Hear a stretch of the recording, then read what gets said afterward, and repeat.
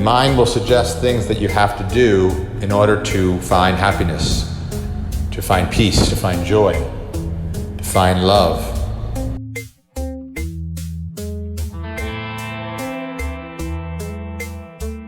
If you get it through the actions that you take, then you are reinforcing the idea that you need to constantly take actions or defend past actions, because you believe that the happiness, and you may be right, is based on what you did. Instead of this futile exercise, you admit it's unmanageable, you stop moving so the happiness can find you.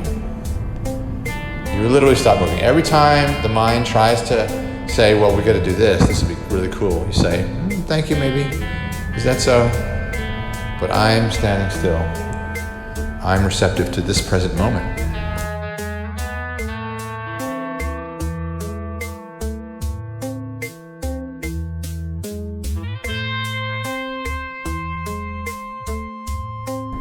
And it may be hard to make plans. And if you're in a state of transition, your mind really wants to make some plans. But ironically, the best way to deal with a transition is to be present for it.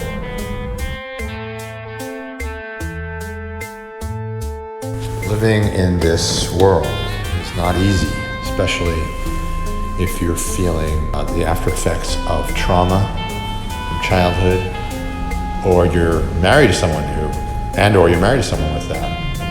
It can become extremely difficult.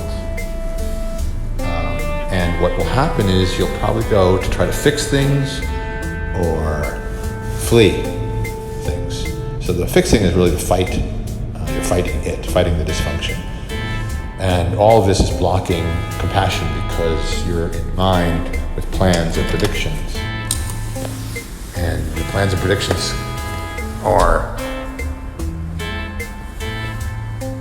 can be exciting, right? So if you have the difference between fear, or feeling empty or blank or lost or numb, and excitement, you're a human, you'll be probably going after the excitement. So how do you break that attraction?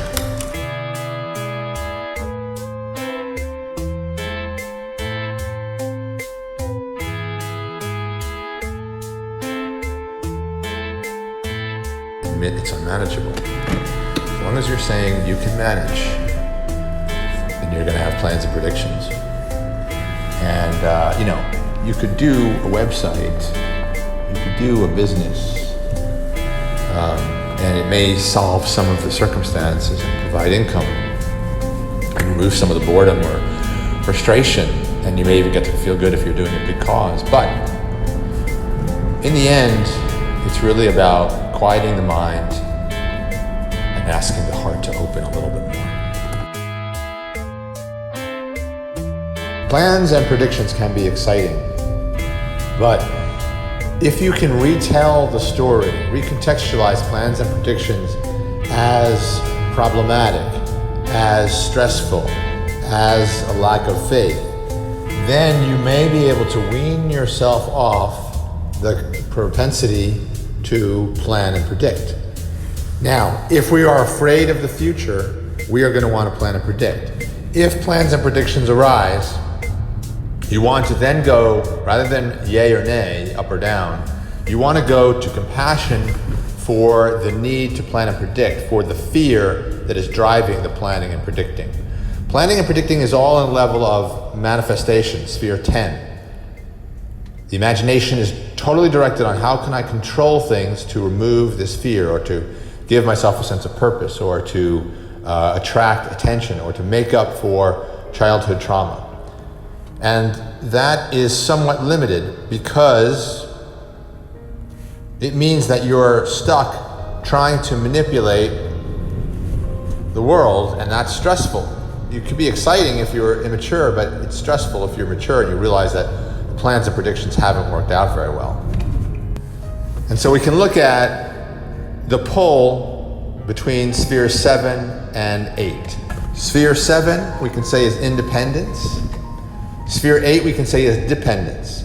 So in the dependence realm, you're linking your happiness to be dependent on the behavior of other people. In the independence realm, you're trying to break free of the input of other human beings.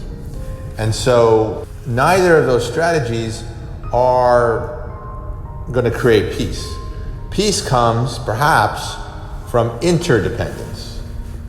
So interdependence means that you understand that there is some dependence on other people. You can't be completely independent, but there's also an understanding that if you're too dependent on others, you're going to be restricted by them. So interdependence is an attempt to create a web of interaction, and the Bobs may be a way to look at that.